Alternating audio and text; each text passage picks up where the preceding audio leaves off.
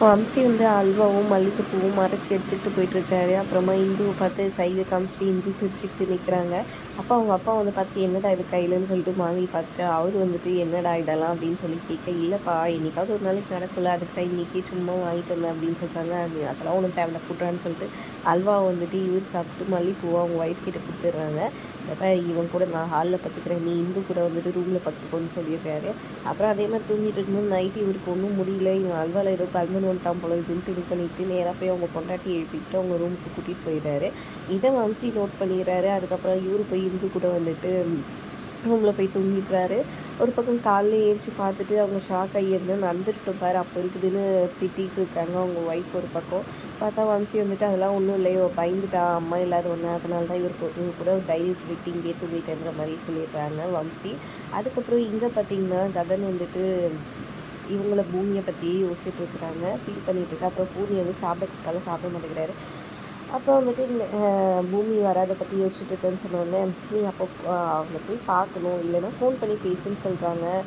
நான் எப்படி பேச முடியும், அதான் அந்த ஒருத்தர் இருக்கிறானே வீணா பண்ணவா, அவனுக்கு ஃபோன் பண்ணி, சரி நானே ஃபோன் பண்ணி தரேன்னு இவங்களே ஃபோன் பண்ணுறாங்க. பூர்ணி ஃபோன் பண்ணதை பார்த்தோன்னே ஷாக் ஆகி சரி வந்துட்டு என்ன சிஸ்டர் அப்படின்னு சொல்லி பேசுகிறாங்க. நான் பூமிக்கிட்ட பேசணும், ஃபோனை கொடுன்னு சொல்கிறாங்க. அப்புறமா இவங்களும் ஃபோன் எடுத்துகிட்டு போய் கொடுக்க, பூமி எப்படி இருக்க என்ன ஏதுன்னு சொல்லி கேட்குறாங்க. நல்லா இருக்கா, அப்புறமா அண்ணன் உங்ககிட்ட பேசணும்னு சொன்னார் அப்படின்னு சொல்லிடுறாங்க. அப்புறமா அவங்களும் சந்தோஷமாக ஃபோனை வாங்கி பேச சொல்லுங்கன்னு சொல்கிறாங்க. அப்புறமா எப்படி இருக்கேன்னு கேட்டு நீங்கள் எப்படி இருக்கீங்கன்னு சொல்லி பேசுகிறாங்க. அப்புறமா ஏதோ சொல்லணும்னு சொன்னீங்களே, ஒன்றும் இல்லை, நீ எப்போ வர அப்படின்னு சொல்லி கேட்குறாங்க.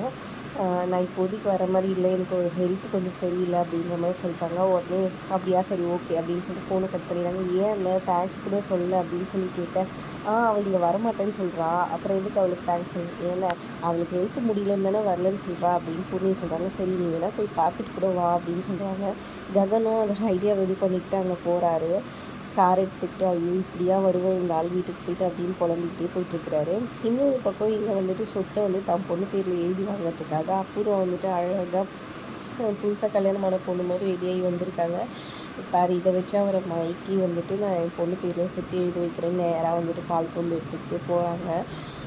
போனோடனே வந்துட்டு அவங்க ஹஸ்பண்ட் வந்துட்டு என்ன இவ்வளோ அழகாக ரெடியாகி வந்திருக்குன்னு சொல்லி கேட்க, நல்லா இல்லையா மாமா, ரொம்ப அழகாக இருக்கா அப்படின்னு சொல்கிறாங்க. அப்புறமா அவங்க இதுவெல்லாம் இது பண்ணிட்டு அப்புறமா வந்துட்டு மாமா எல்லோரும் வந்துட்டு தப்பாக பேசுகிறாங்க, இந்த பூமியை நீங்கள் வீட்டுக்கு கூட்டிகிட்டு வந்தோடனே வந்துட்டு உங்களுக்கும் வேறு யாருக்கும் பிறந்த பொண்ணு தான் அவள், அதனால தான் வீட்டுக்கு கூட்டிகிட்டு வந்து வச்சுருக்கீங்க, பொண்ணு மாதிரி பார்த்துக்கிறீங்கன்னு சொல்கிறாங்கன்னு என்னது இதெல்லாம் அப்படின்னு கோவப்படுறாரு. அதுக்கு ஒரு வழி என்கிட்ட இருக்கு மாமா, நாளைக்கு நம்ம நட்சத்திரா பர்த்டே, நீங்கள் வந்து மொத்த சொத்தம் அவள் பேரில் எழுதிட்டிங்கன்னா பூமி இங்கே இருந்து கூட பார்த்துக்கிட்டா கூட யாரும் எதுவும் சொல்ல மாட்டாங்களே அப்படின்னு சொல்கிறாங்க. ஆமாம் இதுவும் கரெக்டு தான், ஆனால் ஒரே ஒரு விஷயம் இருக்குது, என்னது மாமா அப்படின்னு சொல்லி கேட்குறாங்க. எனக்கு கனவுல வந்துட்டு சொன்னாலே சோபச்சந்திரா எங்கள் பொண்ணு உயிரோடு இருக்குதுன்னு சொல்லிட்டு கொஞ்ச நாள் பார்க்கலாம், ஒரு வேளை அந்த பொண்ணு வந்தாலும் வரலாம்ல, அவளுக்கு தானே சொத்து செய்யணுன்ற மாதிரி சொல்லியிருக்காரு. இதனால் ரொம்பவே கோவமாயிடுறாங்க. அபூர்வா கடுப்பில் இருக்கிறாங்க. ஆனால் அவர் படுத்து போய் தூங்கிட்டாரு. இங்கே ககன் யாருக்கும் தெரியாமல் சௌரேரி குச்சி போட்டுக்காக யோசிச்சுட்டு இருக்காரு. கரெக்டாக பூர்ணி ஃபோன் பண்ண நீ சௌரேரி குச்சி பூனை மாதிரி போயிட்டு வந்துருந்தேன், யாருக்காவது தெரிஞ்சிச்சுன்னா தேவையில்லாத பிரச்சனையாகிடும்னு சொல்கிறாங்க. அப்புறம் இவரும் சௌரேரி குச்சி கதவை தந்துட்டு நேராக போகிறாரு. போயிட்டு ஒழிஞ்சிட்ருக்காரு. ஏன்னா செடியோட தங்கச்சி வந்து பிந்து வந்துட்டு போய் தண்ணி கொடுத்துட்டு வராங்க நம்ம பூமிக்கு.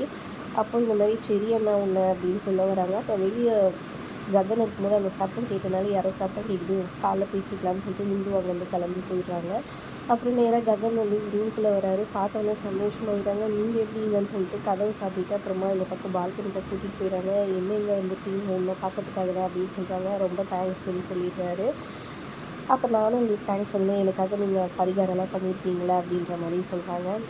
அப்புறம் இன்னொரு விஷயம்னு சொல்லிட்டு சந்தோஷமாக இவங்க கேட்க, இல்லை அந்த விஷயத்தை இங்கே சொல்ல வேணாம், நான் நாளைக்கு வந்துட்டு கோயிலில் சொல்கிறேன், எனக்கு இந்த இடம் பிடிக்கல, நீ கோயிலுக்கு வந்துடு இந்த கோயிலுக்குன்ற மாதிரி சொல்லிடுறாரு. அப்புறமா வந்து அவங்களோட ஆர்னமெண்ட் ஹாஸ்பிட்டலில் கொடுத்தாங்கன்னு சொல்லிட்டு கொடுத்துட்டு போயிடுறாங்க. மறுநாள் காலையில் எழுந்திரிச்சு பூமி வந்துட்டு ரிஃப்ரெஷ் ஆகிட்டு வராங்க. கரெக்டாக செரி வந்துட்டு காஃபி மக்கோடு வராரு.